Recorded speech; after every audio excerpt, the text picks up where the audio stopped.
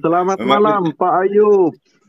Pak Ayub, tabia malam baik Pak Pendeta Ayub. Wah, seneng aku kangen. Selamat malam Paman Soba. Dek JJ Soba berkah dalam juga. Berkah dalam, selamat malam semuanya. Pak Ayub, selamat malam. Selamat Yes. malam. Silakan Pak Pendeta Ayub yang ganteng, yang aku kangeni silakan. Tadi mendengarkan literasi skriptura tentang gereja. Monggo Pak Ayub. Wah, tanggapan saya begitu dalam sekali tadi ya. Tentang apa ya? Tentang eklesiologi atau gereja ya. Luar biasa ya tentang apa Petrus sebagai saudara tertua atau bagian dari pemimpin daripada para rasul. Jadi memang kalau dibaca di Yohanes pasal 21, Injil Yohanes, itu ada peristiwa di danau Tiberias atau danau Galilea di pantai. Nah, biasanya para penafsir itu atau pengkhotbah mereka menyatakan bahwa perikop itu atau cerita itu ditujukan kepada semua orang, gitu ya. Jadi biasanya si pengkhotbah katakan kita jadi seperti Petrus, kan gitu ya. Nah, yang menjadi pertanyaan juga bagi para pengkhotbah ya, siapapun dia, coba baca ayat yang ke-19, ya kan? Yohanes pasal 21 ayat 19. Nah, jadi pertanyaan ini ya, ini pertanyaan, bukan mau menjatuhkan. Pertanyaan di ayat 19 itu, apakah itu ditujukan kepada semua orang? Ya kan? Dan itu kan menyatakan bahwa gimana? Bisa ditampilkan nggak ya? Yang apa Pak Ayub? Yohanes pasal 21 ayat 19. Bentar. Yohanes pasal 21 ya. 21 ayat yang ke-19, bagian-bagian terakhir ketika Yesus berbicara dengan Petrus di depan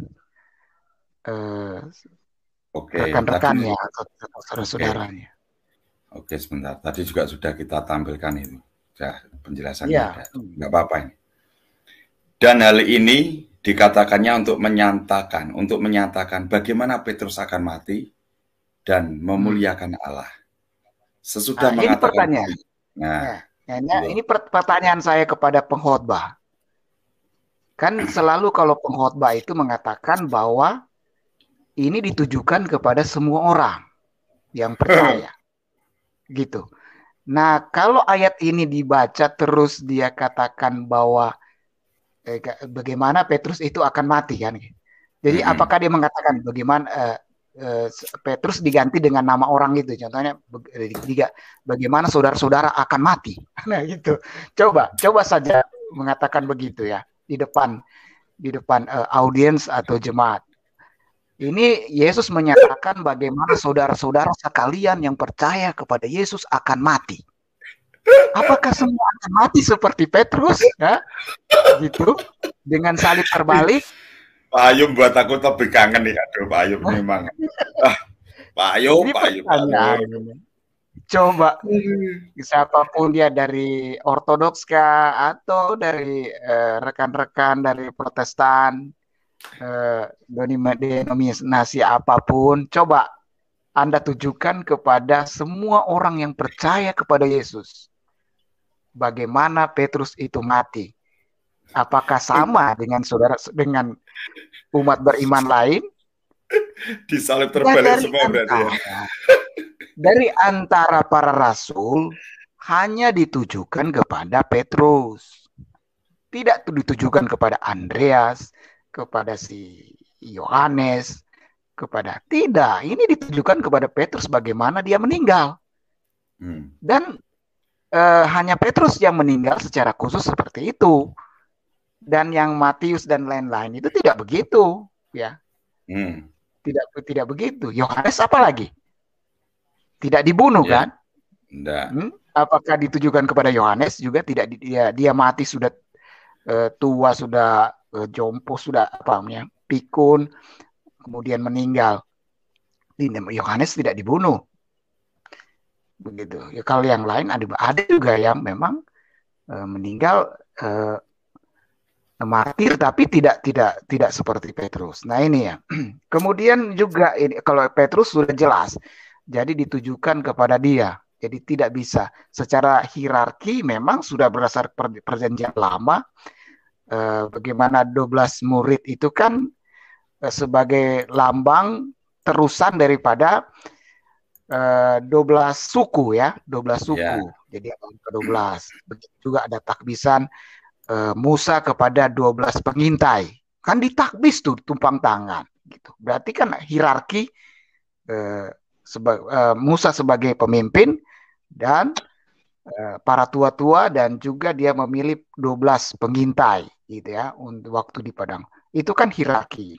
Dan kemudian juga seterusnya kepada kerajaan Daud, dan seterusnya penggantinya Salomo, dan seterusnya itu ada sistem kerajaan gitu. Nah ini kan meneruskan. Nah kalau pertanyaannya begini kan gitu. Biasanya dalam khotbah begitu. Gereja itu adalah terusan daripada Israel. Jadi meneruskan daripada Israel, meneruskan menjadi gereja. Nah ini satu pertanyaan juga kepada orang yang tidak suka hierarki ya. Orang yang tidak suka hierarki, kalau seandainya saudara-saudara katakan bahwa sinagog atau perkumpulan orang Yahudi itu kemudian muncul gereja ya, kalau di ini di dalam Septuaginta kan ada kata eklesia ya, terjemahan dari bahasa Ibraninya kakal kalau tidak salah ya, gitu. Perkumpulan orang yang istilahnya Petrus keluar dari kegelapan menuju terang ya. Itu satu yang memang agak sama dengan sinagogen ya gitu dalam bahasa Yunaninya. Kalau memang pertanyaan, kalau memang itu terusan daripada perkumpulannya orang Yahudi itu gereja, kan biasanya begitu di dalam khotbahnya. Kenapa tidak seluruhnya diikuti seperti itu? Kan juga orang Israel itu punya hierarki, dan juga ketika Yesus memilih murid-muridnya mengikuti angka 12 itu kan ada hierarki, ada bendahara, gitu kan? Ada pemimpin, ada bendahara. Berarti ada wakil dan ada yang diutamakan, yaitu 3 orang, ya kan? 3 orang yang sebagai kosoko guru. Kemudian ada bendahara, ya. Jadi ada pemimpin yaitu Yesus Kristus. Kemudian ada yang dipentingkan yaitu 3 orang sebagai soko guru. Kemudian ada bendahara si Yudas Iskariot kan gitu. Ya sebelum dia berkhianat kan dia bendahara. Berarti ada organisasi. Ya kemudian diteruskan lagi dengan cara tradisi Yahudi dengan cara tumpang tangan gitu ya. Tumpang tangan atau tabisan kepada murid-murid Yesus, dan juga diteruskan murid-murid Yesus tumpang tangan lagi kepada para rasul yang lain seperti Barnabas dan Petrus juga ditumpang tangan oleh para rasul ya gitu, dan juga yang para penginjil lainnya ditumpang tangan gitu. Jadi ini kan satu hierarki gitu. Nah ini pertanyaan, kalau tidak suka kepada hierarki, kenapa Anda mengatakan gereja itu adalah terusan kekristenan itu adalah terusan daripada Israel gitu. Jadi gereja adalah Israel baru gitu ya. Kekristenan adalah Israel yang baru. Ya kalau begitu kenapa tidak organisasinya tidak diikuti gitu kan? Kenapa diprotes, disalah-salahkan gitu ya? Nah, ini yang menjadi pertanyaan bagi orang orang yang menyalahi tentang hierarki, tidak suka dengan organisasi ya, tidak suka dengan sistem organisasi. Karena apa yang didirikan oleh Tuhan Yesus itu sudah organisasi ya. Sudah ada struktur organisasi di dalamnya. Berarti sudah ada hierarki.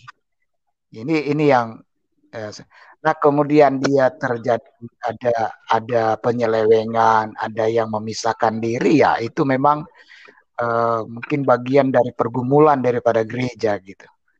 Jadi kalau ada yang salah, kalau saudara-saudara mau bertanya silakan, kenapa umat Protestan itu agak sulit untuk kembali menyatu lagi dengan Katolik. Nah, ini suatu pertanyaan apa yang menjadi penghalangnya dan kunci untuk ke arah persatuan itu seperti apa sebenarnya. Nah, ini bisa kita diskusi ya. Kemudian diskusi ini harus ada action ya, harus ada aksi. Jadi cuma sampai di ngomong-ngomong nggak kunci untuk actionnya agak sulit. Gitu. Ini perlu kita diskusi soal ini supaya saya walaupun Protestan, saya mengakui hierarki dari gereja Katolik dan juga gereja Ortodoks yang memang sama sistem kepausannya. Jadi bukan sistem keuskupannya ya, keuskupannya agak sama, ada hierarki antara gereja Katolik dan gereja Ortodoks gitu. Dan gereja Ortodoks sudah banyak yang sudah kembali, ada yang memang masih mau kembali gitu ya ke gereja Katolik. Jadi harapan juga kami orang Protestan bisa kembali. Nggak usah malu lah, nggak usah rasa apa gitu.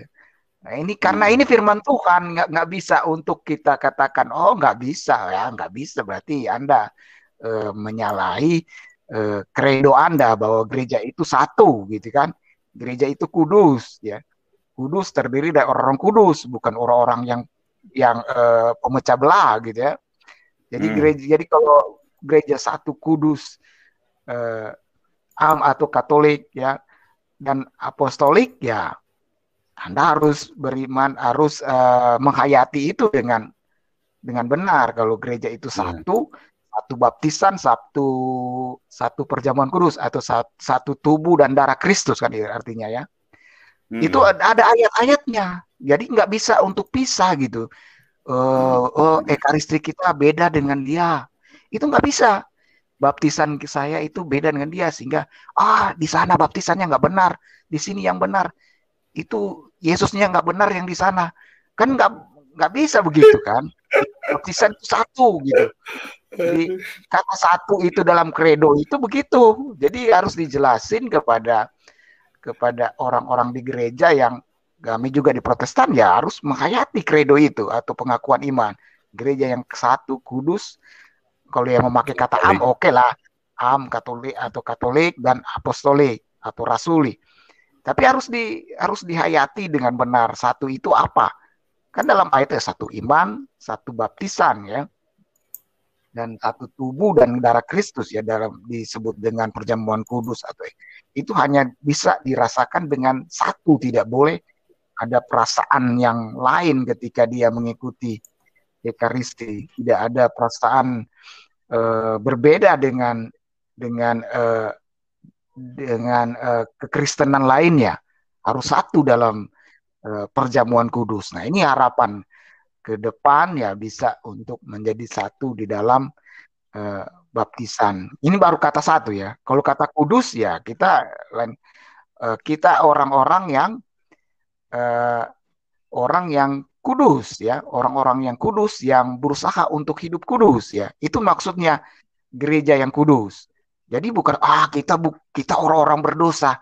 Oh, ya iya memang barang siapa tidak mengaku dosa ya dia menipu dirinya. Tetapi dalam ayat-ayat mengatakan kita harus hidup kudus. Kuduslah kamu karena aku kudus gitu. Rasul Paulus mengatakan kejarlah kekudusan. Jadi memang harus hidup kudus. Bukan berarti nggak ada orang kudus. Ini berarti dia tidak menghayati kredonya atau pengakuan iman. Gitu. Dan kemudian apa? Kudus Katolik. Katolik itu menyeluruh. Katolik artinya menyeluruh dari universal dari berbagai suku bangsa ya, bukan gereja, berbagai gereja. Oh enggak, itu. Artinya itu di Jemaat mula-mula itu dari peristiwa Pentakosta itu dari berbagai suku bangsa gitu ya. Itu dari awalnya. Bukan berbagai gereja, enggak ada itu di Jemaat mula-mula di Alkitab, dari berbagai gereja ya, menyeluruh dari berbagai gereja yang berbeda-beda. Tidak, ini dalam arti gereja dari segala tempat atau segala tempat, itu artinya suku bangsa gitu ya, dari segala dari segala tempat dan segala abad biasanya kalau kita menyebut begitu kan. Jadi apalagi kalau gereja kalau rasuli atau persekutuan orang kudus ya memang begitu, ada persekutuan orang kudus bagi orang-orang yang di dunia ini dan yang ada di sorga gitu ya, baik yang ada di dunia maupun yang di sorga. Kan ada ayatnya mengatakan begitu, bersama-sama menyembah kepada Tuhan Yesus ya, bersama orang kata karismatik lagi biasa nyanyi lagu itu, bersama malaikat di sorga, bersama orang kudus di sorga. Masa dia membantah tentang membantah, enggak begitu, orang kita terpisah antara dunia dengan sorga. Enggak begitu. Kita di dunia ini sebagai orang-orang yang dikuduskan atau yang berusaha hidup kudus ya, bersama-sama dengan orang kudus yang ada di sorga ya, menyembah kepada Tuhan kan gitu. Yes. Dan kemudian apa lagi? Kalau rasuli ya kita memang wajib untuk menjadi utusan pemberita Injil gitu. Jadi itu saja ya. Memang untuk menyatukan kembali ini memang membutuhkan kunci, yaitu kerendahan hati dan kasih ya di antara kita ya. Betul. Jadi harapannya kami dari gereja Lutheran atau gereja Presbyterian ya, biasanya di Indonesia ada yang mengatakan katanya Presbyterian ya, oke. Tapi rata-rata di Indonesia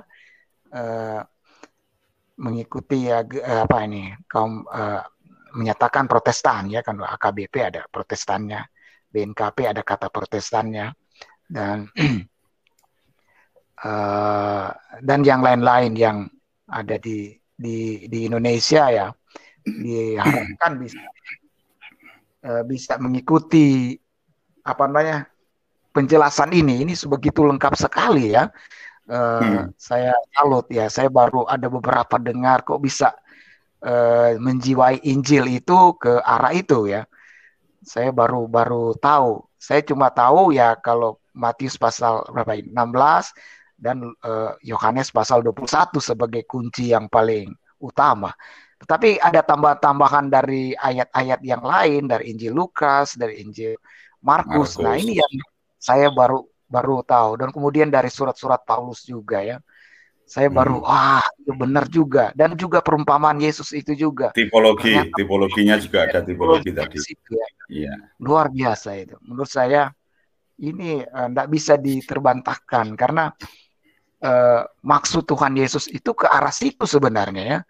Ke arah hierarki itu, organisasi itu, yaitu gereja yang punya organisasi, punya ketua, sekretaris, bendahara, kan kenyataan begitu ya. Dan juga sistem episkoposnya, episkopal itu ya, episkopos atau kepausan ya. Iya. Ya memang secara kenyataan ya, dari ada episkopos atau penilik-penilik seperti Titus, Timotius dan lain-lain ya, menjadi episkopos yang mentakbis para presbiter dan diaken atau diakonos. Ya. Yaitu kenyataan ada di dalam Alkitab, di dalam Perjanjian Baru ada begitu. Jadi tidak bisa disangka lagi sistem hierarki. Kalau seandainya terjadi dengan tahun 1054 kalau nggak salah dengan Ortodoks, nah itu apa namanya lain soal, karena itu sudah tahun 1054 itu sudah ada pengaruh-pengaruh daripada negara dan juga pengaruh dari aliran dari apa? Ya itulah Pak. Tidak usah disebut lain, Pak. Memang Yesus mengatakan tidak mungkin tidak ada penyesatan, pasti ada. Pasti ada. Orang yang beriman pun atau orang yang apa? Sebagai pelayan Tuhan pun akan disesatkan gitu. Bisa saja tersesatkan gitu. Ya, tadi gini orang Pak, pilihan, Pak Pendeta. Ya. Tadi disampaikan mendirikan rumah di atas batu dan pasir, tetap ada banjir. Banjir itu namanya penyesatan, perpecahan. Tetapi rumah itu yang berdiri di atas batu itu tetap kokoh gitu loh Pak Ayub. Begitu. Tadi sudah kalau Pak Ayub menyimak dari awal kan tadi saya sampaikan di situ juga Pak Ayub. Begitu Pak Ayub. Jadi ada perumpamaan dua bangunan ya, dua bangunan bukan di atas batu dan di atas pasir. Betul. Jadi bagi orang yang tidak kuat iman ya tentu akan roboh gitu ya. Jadi tidak mungkin tidak ada penyesatan. Pasti ada gitu. Pasti ada penyesatan. Dan kalau dia berdiri di atas pasir ya pasti akan roboh. Kan dia pasti akan tersesat gitu ya. Pasti akan tersesat. Jadi tidak mungkin tidak ada penyesatan, pasti ada. Jadi berusahalah untuk mencari kunci, menjalankan apa namanya usaha untuk unity gitu ya, berusaha untuk mewujudkan kredo itu ya, gereja yang satu, kudus ya, dan Katolik atau dan apostolik ya, berusahalah untuk mewujudkan itu. Nah, itu. Itulah cita-cita dan harapan daripada Tuhan Yesus ya. Untuk tapi Tuhan Yesus mengatakan tanpa kita pun dia bisa melakukan. Jadi Allah itu tidak harus dibantu juga gitu ya. Memangnya dia kurang kuat sehingga harus dibantu gitu.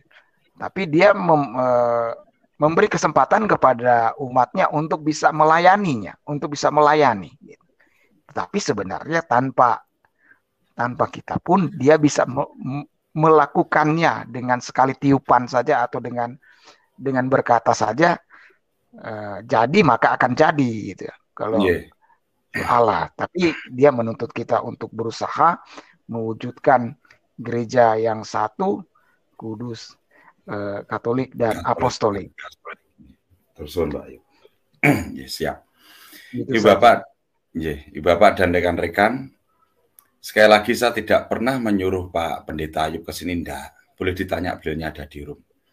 Beliaunya sendiri yang ingin mendengarkan pengajaran Gereja Mula-Mula Kekristenan Perdana di Damai Kasih Channel. Saya enggak pernah, dan teman-teman tim enggak pernah kok. Meskipun teman tim punya kontak personnya beliau, enggak pernah teman-teman tim untuk Pak Pendeta, enggak. Ibu Bapak jangan salah persepsi ya. Beliau sendiri ya selalu masuk. Beliau sendiri yang selalu menyimak. Kita enggak pernah kok, enggak pernah. Dan kita tidak pernah memaksakan untuk orang jadi Katolik. Enggak Ibu Bapak, enggak. Yang penting Ibu Bapak tahulah. Saya juga tidak akan semacam untuk masuk Katolik. Yang tujuan saya untuk supaya yang terpisah itu sambung lagi begitu. Jadi bukan cuma saya yang masuk Katolik, semua orang Protestan masuk menyambung dengan Katolik. Itu maksud saya, bukan saya masuk terus saya biarkan saudara-saudara saya untuk selamat tinggal ya, saya tinggalkan Protestan. Saya maunya Protestan itu sebagai cabang yang terpisah dari pohon, dia nyambung lagi. Ini usaha saya untuk satu ajaran. Jadi jangan di framing. Saya mau jadi satu hati, satu ajaran. Amin. Dan termasuk hierarki ini Amin. sebagai Petrus sebagai pemimpin, ini juga satu ajaran. Karena ini Alkitabiah, tidak bisa. Gitu. Kalau Metodis saja sudah mau nyambung, masa yang Protestan Lutheran nggak bisa nyambung? Kan bisa. Amin. Bisa dong. Kalau Amin. Ortodoks itu sudah Ortodoks yang di Syria, di Mesir sudah nyambung ke Uskup Roma, masa kita nggak boleh? Kan ini maksud saya kok saya terus masuk Katolik? Oh tidak, saya maunya kita itu bersatu hati, Semua. satu ajaran, satu katekismus gitu. Jangan satu satu ajaran atau katekismus ya. Katekismus Heidelberg itu atau apa namanya? Augsburg, katekismus Jerman atau apapun, Belanda, kalau udah jadi satu dengan katekisasinya Katolik, ya apa salahnya gitu kan? Kita jadi nyambung. Ini kan tujuannya, gitu. Kalau usaha dari gereja Metodis sudah mau 100%, masa Lutheran begini-begini aja ya? Ya harus usaha dong, bagaimana caranya gitu. Cari kuncinya di mana, cari kesalahannya di mana. Ayo ajukan literasi atau bukti, gitu ya. Dari Katolik memberikan bukti, dari Lutheran memberikan bukti. Ayo kita ketemu, dialog, gitu kan. Jadi dialog itu harus ada aksi ya, jangan cuma sampai ngomong terus pisah lagi gitu ya. Iya. Diam-diaman. Harus ada actionnya gitu ya. Actionnya itu penting. Kalau cuma ngomong berarti cuma di bibir saja, gitu. Iya. Betul, ngomong-ngomong aja gitu ya. Gitu. Harus ada aksinya. Memang pertama dari hati dulu, dari hati berdoa gitu ya. Berdoa bahwa kita ada hubungan kasih, ada hubungan dengan yang lain, kepengen ada maksud ada niat itu dalam khotbah, dalam doa. Nah kemudian dilanjutkan dengan dialog seperti ini, Bapak Ibu. Dari dialog seperti ini sangat penting gitu. Nah dari dialog itu baru ada aksi, bagaimana caranya supaya kita ini, maka kita adakan suatu musyawarah yang besar. Kalau seandainya sudah dialognya itu sudah semakin kental, maka pasti ada aksi ya. Kalau Ortodoks sudah ada aksi sampai segitu, ini contoh loh ini. Kalau yang di gereja Koptik bisa menyatu gereja Syria, Kaldea di Persia sana, atau Irak ya bukan. Gereja Irak ya itu termasuk juga Persia, itu sudah nyatu ke Anglikan sudah Katolik ordinariat. Iya, Anglikan itu kan Protestan. Jadi ketika dia keluar dari Ortodoks, dia mulai berpayung ke Protestan gitu ya. Walaupun dalam budayanya dia masih budaya kental Katolik gitu ya. Tetapi dalam ajaran lainnya dia sudah ikut Protestan. Kok Anglikan bisa nyambung kembali, masa Lutheran nggak bisa nyambung? Jadi kalau Lutheran bisa nyambung, maka dia punya anak cucu itu ya, anak cucu yang itu, anak cucunya Protestan itu kan pecahan dari Baptis itu ya, yang Pentakosta ya, Kemah Injil dan lain-lain ya. Apalagi gereja Tabernakel, gereja Bethel, apalagi udah banyak merek ya gereja. Itu bisa ya itu. Tidak ada yang mustahil bagi Tuhan. Karena biar bagaimanapun mereka menyadari juga mereka berasal dari Metodis dan juga dari Baptis. Adventis ini juga dari Baptis ya, gitu. Jadi jangankan Adventis, Saksi Yehova aja berasal dari Bapak Russell ini kan seorang pendeta Baptis, kemudian jadi Adventis. Lama-lama dia jadi Saksi Yehova. Jadi dia unik dia, Bapak itu pendiri Saksi Yehova itu memang dari seorang pendeta dari Baptis, kemudian menjadi Adventis. Jadi akhirnya menjadi mendirikan Saksi Yehova. Gitu. Jadi lahirnya dari situ. Gitu. Kalau kalau ini terjadi, kita Lutheran, Metodis, dan juga Baptis, juga Gereja Baptis Amerika contohnya, dia ini dengan rendah hati, dengan mau belajar. Ini masalahnya dialog itu kan belajar, kita belajar untuk adu literasi lah gitu ya. Jadi curhat gitu ya, untuk bisa menjadi satu hati, satu pemikiran gitu ya. Nah, ini dialog dengan media begini sangat bagus. Kalau di seluruh dunia ini dengar kan begini, wah, sangat baik ya kalau ada seperti ini. Contohnya di daerah-daerah seperti Amerika ada dialog seperti ini, bagus juga. Ini menurut saya seperti itu.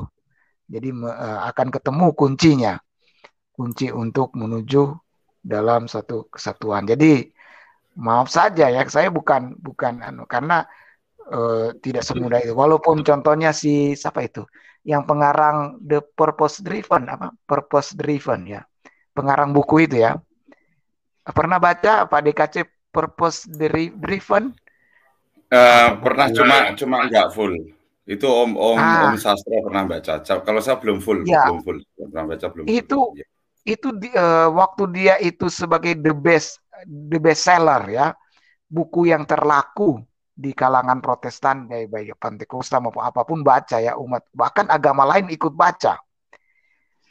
Kemudian diseminarkan, kemudian wah itu sangat baik. Saya sendiri belum baca semua ya, tapi dengarnya dia masuk Katolik. Akhirnya orang udah malas baca bukunya. Ya unik ya. Dengarnya dia masuk Katolik, pindah dari Protestan pindah ke gereja Katolik.